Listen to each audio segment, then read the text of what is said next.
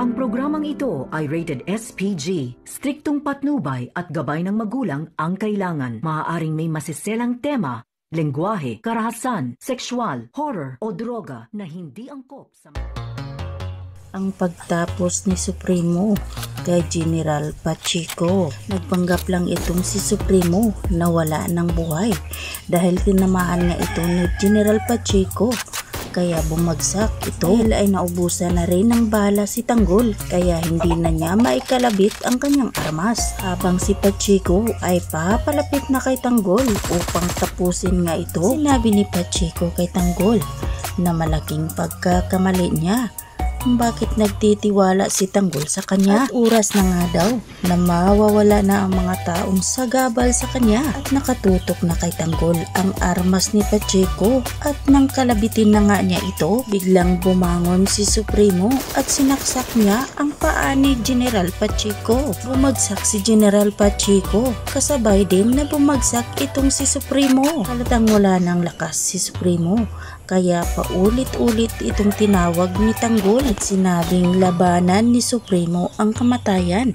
Ngunit ito na lang ang huling pahabili ni Supremo kay Tanggol na sinadya ng Diyos ang mangyayari sa kanya upang magsama pa rin sila ni Amanda sa kabilang buhay. Matapos ang matinding bakbakan, sinadyang pinagsama nila Tanggol itong si Supremo at Amanda. Gusto nilang matiyak ni Tanggol na magsama pa rin ang mag-asawa. Kahit sa huling pagpanaw, nasusunog na ang mga katawan nila Amanda at Supremo habang si Tanggol naman ay sobra itong nasasaktan. Ngunit wala na siyang magawa kundi tanggapin na lang kung ano ang nangyayari. Sabay humingi ng tawad sa mga kaibigan ni Supremo. Nagtagumpay man sila Tanggol sa matindi nilang hinaharap dahil sa mga nawalang kaibigan at sa pag-uwi nila.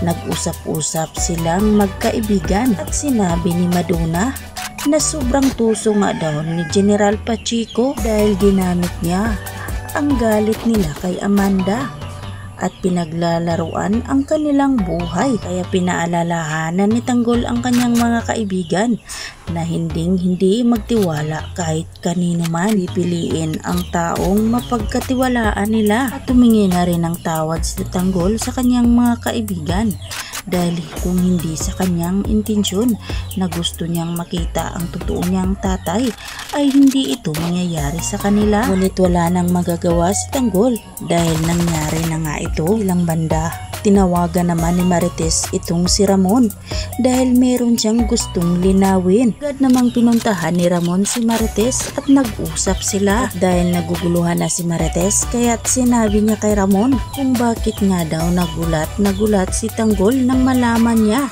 na hindi si Rigor ang totoo niyang ama. At tinanong nga daw siya ni Tanggol kung sino ang totoo niyang ama.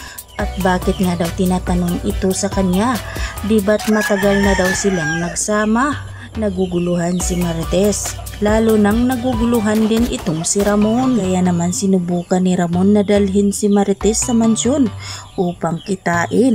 At nakausap na rin itong si Tanggol para maliwanagan si Marites kaya't sumama ito sa mansyon ni Ramon. At sa pagbaba ng sasakyan para papasok na nga sa mansyon nila ni Ramon, sakto namang nakita ni David si Ramon at kasama ang kanyang nanay Marites kaya dali-dali itong tumakbo upang magtago at hindi makita ni Marites. Ngunit sa dali-daling pagmamadali ni David, nakalimutan niya ang kanyang cellphone habang si Marites ay galit na kay Ramon dahil hindi niya mahagilap si Tanggol sa loob ng mansyon. Baka nga daw niluluko lang ni Ramon si Marites, ngunit hindi daw niya magawang lukuhin si Marites sa buong buhay niya.